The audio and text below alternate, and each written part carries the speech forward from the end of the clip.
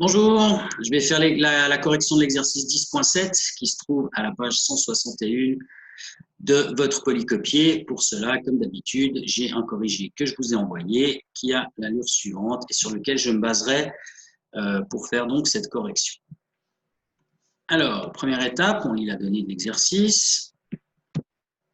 Je ne sais pas si vous connaissez l'album de Tintin, je crois que c'est On a marché sur la Lune, quelque chose comme ça. Bon, bref, on en parle ici, dans cet exercice 10.7. Dans l'un des albums de Tintin, le capitaine Haddock se satellise autour de l'astéroïde Adonis. Ça veut dire qu'il y a l'astéroïde et puis le capitaine Haddock, il tourne autour comme un satellite. Assimilons cet astéroïde, Adonis, donc, à une boule de 30 mètres de diamètre, quelque chose de petit, et de 7000 kg par mètre cube de masse volumique. Et supposons donc, comme on fait dans cette série d'exercices, que l'orbite soit un cercle de 100 mètres de rayon. La question est, quelle sera la période de révolution du capitaine Haddock, donc, dont la masse vaut 90 kg? C'est-à-dire combien de temps il va mettre pour faire le tour complet? C'est ça la question. Alors, si on fait un petit schéma avant de passer à la correction, pour représenter la situation. Donc, on a une boule qui représente la planète, que je vais dessiner, enfin l'astéroïde, pardon, que je vais dessiner en vert ici, qui est petite en réalité, puisqu'elle a un diamètre, c'est ça qui est donné, un diamètre de 30 mètres. Donc, là-dedans, il faut imaginer effectivement que ça fait 30 mètres. Donc, c'est quelque chose de petit. Et puis donc, cette boule, elle a donc évidemment un rayon grand R, on va dire, qui est donc égal, évidemment, grand R, c'est le diamètre sur 2, donc c'est 30 mètres divisé par 2, ça fait 15 mètres en fait, un rayon de 15 mètres. Et puis, elle a une masse, grand M, qui n'est pas donnée, en fait, qui est assez facile à calculer, comme vous allez le voir, puisque on connaît la masse volumique, et donc, comme on connaît aussi le rayon, on peut déterminer le volume, et du coup, la masse grâce à la masse volumique. Alors, ensuite, il y a le capitaine Haddock, qui, lui, suit une trajectoire circulaire, d'après la donnée, que je vais dessiner en jaune ici, alors là, évidemment, je me suis un petit peu raté, mais ce n'est pas très grave parce que je peux toujours rattraper le coup de cette manière. Voilà, il suit une trajectoire circulaire autour de cet astéroïde. Et, non, c'est ça qu'il faut, voilà, pardon, cette trajectoire circulaire, elle a un rayon qu'on va appeler petit r, à différencier, bien sûr, de ce rayon R qu'on a mis ici, R majuscule. Donc, ce rayon petit r, c'est le rayon de la trajectoire, et cette trajectoire, c'est un cercle de 100 mètres. Donc, on connaît le petit r ici. Alors maintenant, le capitaine Haddock, bon, on va le dessiner, disons qu'il soit ici. Et donc, quand il est là, il a une vitesse qui est bien entendu tangente au cercle, qui est une vitesse qu'on va appeler V, c'est la vitesse de satellisation, on pourrait l'appeler V0 aussi, comme on l'avait déjà fait. Et donc, s'il tourne, s'il adopte un mouvement circulaire, eh bien, c'est parce qu'il subit évidemment une force en direction du centre de l'astre, qui est donc la force qu'on connaît, la force de gravitation, Fg. Et donc, cette force de gravitation, d'après la deuxième loi de Newton, eh bien, c'est la seule force qui agit sur le capitaine Haddock. Donc, la force capitaine Haddock, je n'ai pas précisé qu'il y a une masse petit m ici, qu'on connaît aussi, qui est de 90 kg. Voilà.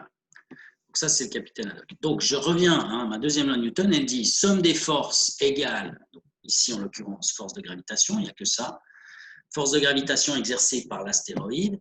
Et donc, elle est égale à la masse du capitaine Haddock fois son accélération, que je vais dessiner en bleu clair.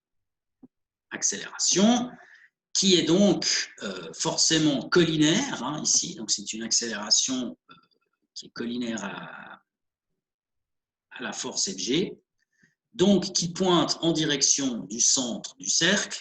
Donc, si elle pointe en direction du centre du cercle, on appelle ça une accélération centripète. Donc, je rajoute un petit C ici.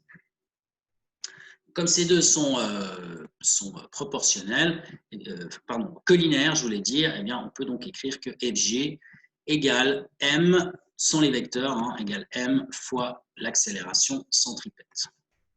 Alors, l'idée maintenant, ce sera d'écrire ce que vaut FG, pardon, ce que vaut M et ce que vaut l'accélération centripète. Et puis ensuite, voir comment on peut faire ressortir la période de tout ça.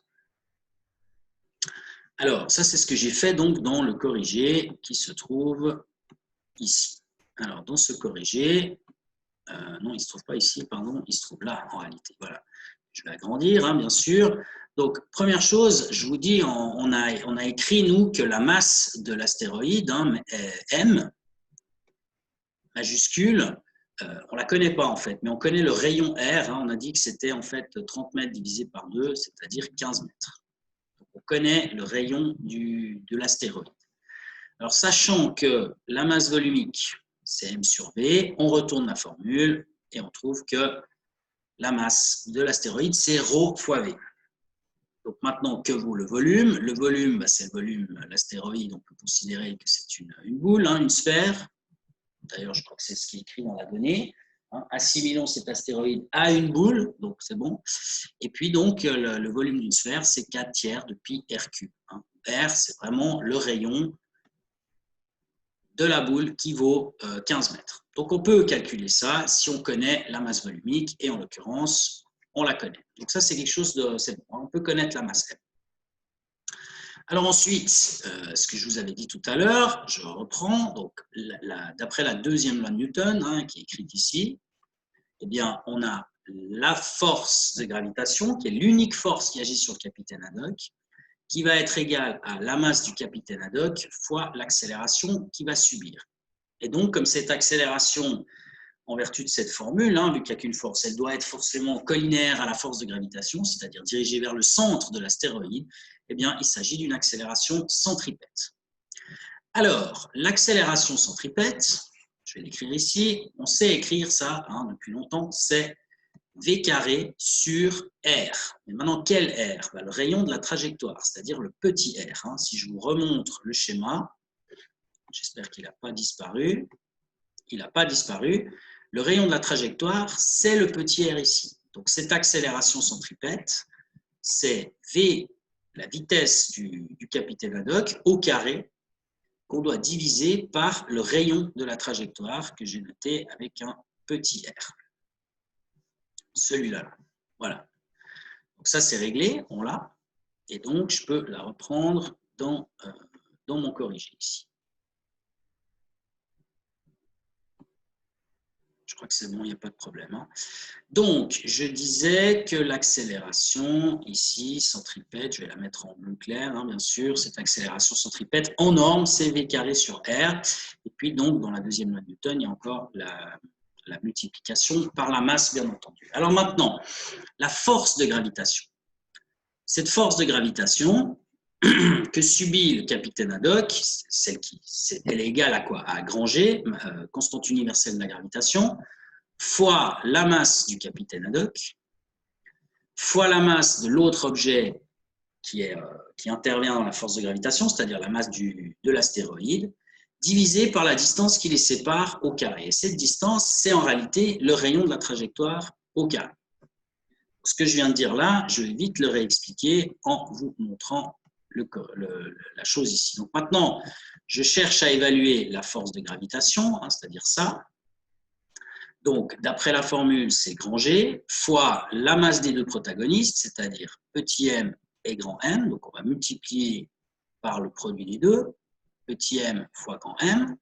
Et maintenant, il faut diviser tout ça par la distance qui les sépare au carré. Donc, cette distance, c'est la distance entre le capitaine Haddock et le centre de l'astéroïde. Donc, c'est cette distance-là. Et cette distance-là, c'est le rayon petit r.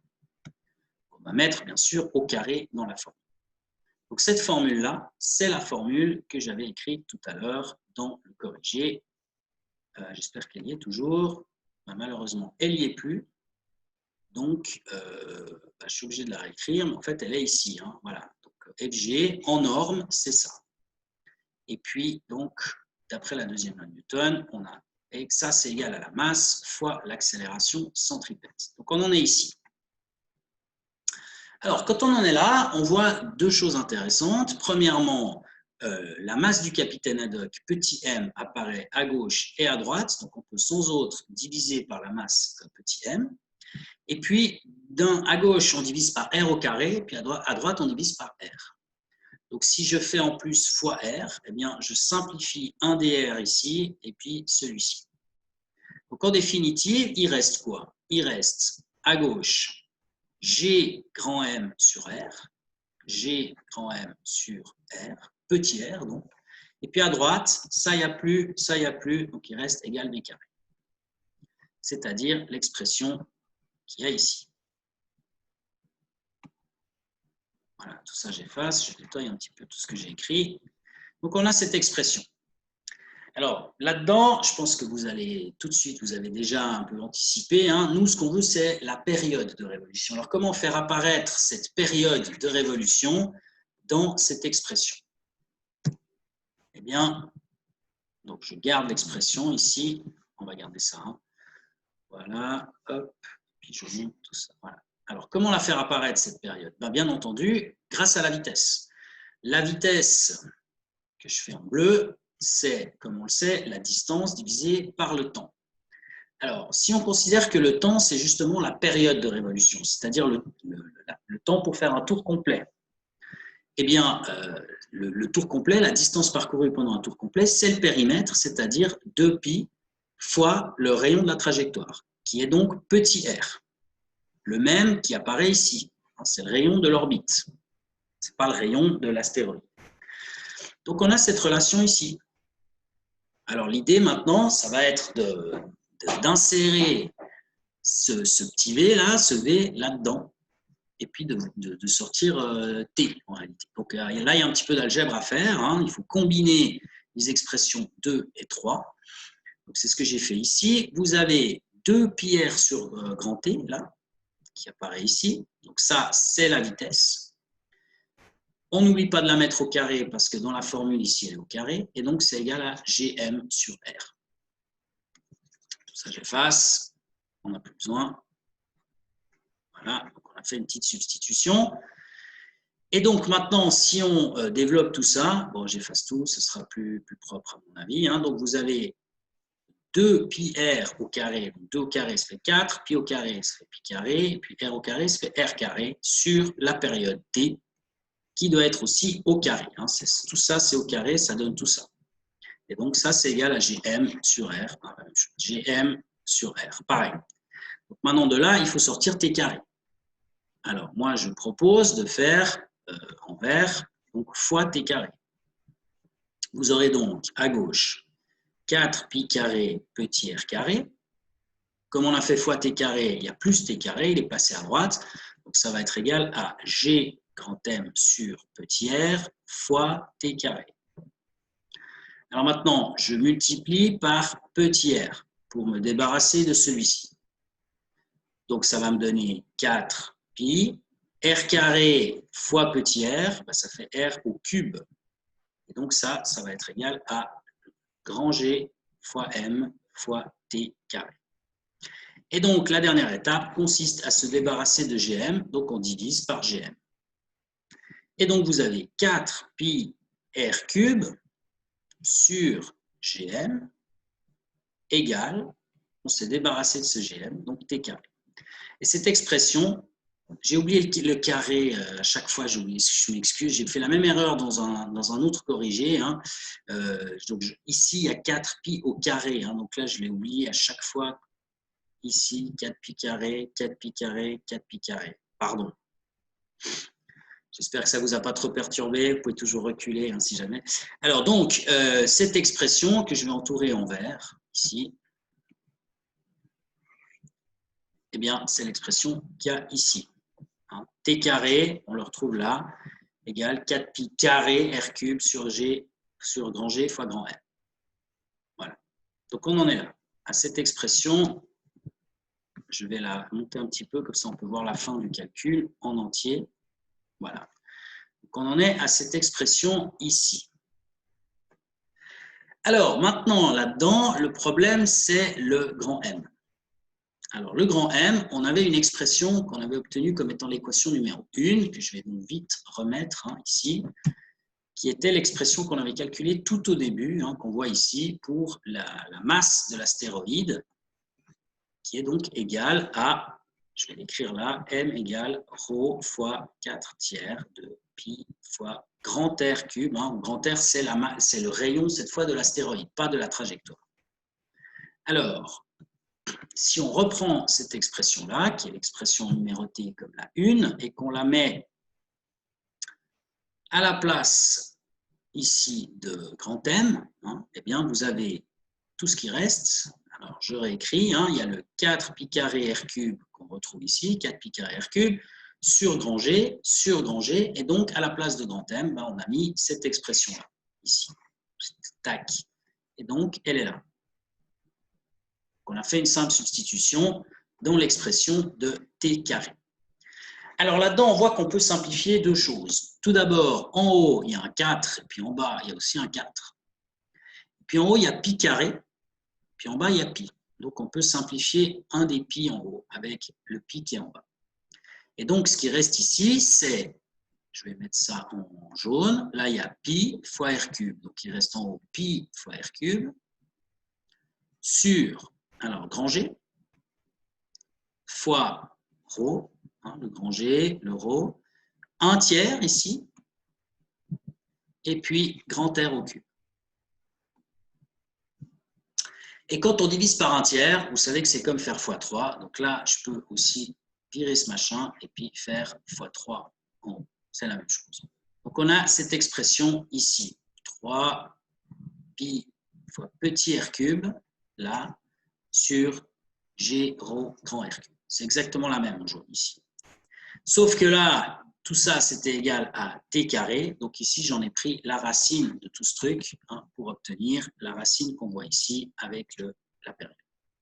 Donc là, on a la formule finale, ici, de la période, qui, comme on le voit, ne dépend que de la masse volumique, du rayon de la trajectoire, petit r, et du rayon de l'astéroïde, grand R. Alors, ces valeurs, on les connaît. Hein. Le rayon petit r, c'est 100 mètres. C'est le rayon de l'orbite. Le rayon de l'astéroïde, grand R, on a dit, pour la troisième fois, on connaît le diamètre qui est de 30 mètres, on divise par 2, ça fait 15 mètres. Et puis, il nous reste la masse volumique. Alors, la masse volumique, elle est aussi dans la donnée, hein, elle est de 7000 kg par mètre cube. Donc là, il n'y a aucune transformation à effectuer. On garde les 7000 kg par mètre cube et on met tout ça donc dans cette formule. Alors, faisons ce calcul. Vous avez donc le R ici qui doit apparaître au cube. Donc, il y a le 100 au cube. Ensuite, il y a le grand R qui vaut 15 qui apparaît sous la barre. Là, R cube, il est ici. Il reste encore le ρ qui vaut 7000 kg par mètre cube. Ce ρ, il est ici, 7000 kg par mètre cube. Tout le reste, c'est des constantes, hein, c'est-à-dire le 3π, bien sûr, et puis grand G, qui est la constante universelle de la gravitation, 667 fois 10 puissance moins 11. Donc, vous rentrez tout ça dans la machine, vous n'oubliez pas de faire la racine à la fin, et vous obtenez une réponse qui est de 77 337 secondes. Pas mal, hein, quand même, comme temps, hein, 77 000 et quelques secondes, ça fait quand même beaucoup. Alors, transformons ça déjà en minutes, hein, pour voir. Donc, si vous avez 77 337 secondes, si vous voulez obtenir des minutes, bah, vous savez qu'il y a 60 secondes dans une minute, donc vous divisez par 60. Alors, je ne sais pas combien ça fait, je vais vite faire le calcul. Ça doit faire pas mal de minutes aussi. Hein. Donc, 77 337, si je divise par 60, ça me fait environ 1289 minutes. Hein, on ne va pas chipoter. Donc, environ 1289 minutes. Hein, 1288,95, bon, j'ai arrondi. Et puis si maintenant, c'est des minutes, pas des mètres, hein, des minutes bien sûr. Et puis si maintenant je veux des heures, parce que là il y en a quand même beaucoup de minutes, donc je redivise par 60 pour obtenir des heures. Et donc, si je redivise par 60, je trouve environ 21,5 heures, qui est donc la valeur que j'ai donnée ici. Donc, évidemment, un temps très très grand, hein, c'est l'équivalent de quasiment d'une journée complète pour nous sur Terre. Mais évidemment, le pouvoir d'attraction de cet astéroïde sur le capitaine Haddock est relativement faible, puisque c'est une petite planète, c'est pas une planète, mais un petit astre, un astéroïde de 30 mètres de diamètre, c'est très peu. La masse, évidemment, elle va être aussi relativement faible. Et donc, ceci explique cela. Voilà donc pour cet exercice, c'était quoi, le 10.7.